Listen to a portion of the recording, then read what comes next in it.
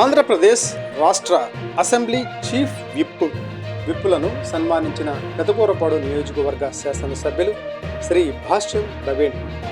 Today TV ప్రతినిధి దుగ్గి నాగేశ్వరరావు.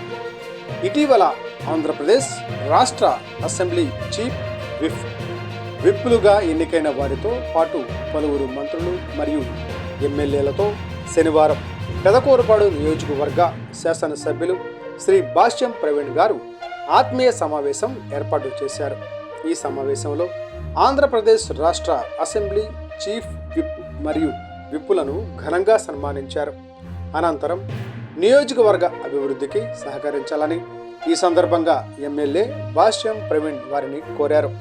అనంతరం నియోజకవర్గ మరియు రాష్ట్ర అభివృద్ధిపై చీఫ్ విప్పులు, మంత్రులు మరియు ఎమ్మెల్యేలతో కలిసి ఇష్టాగోష్ఠిగా చర్చించారు.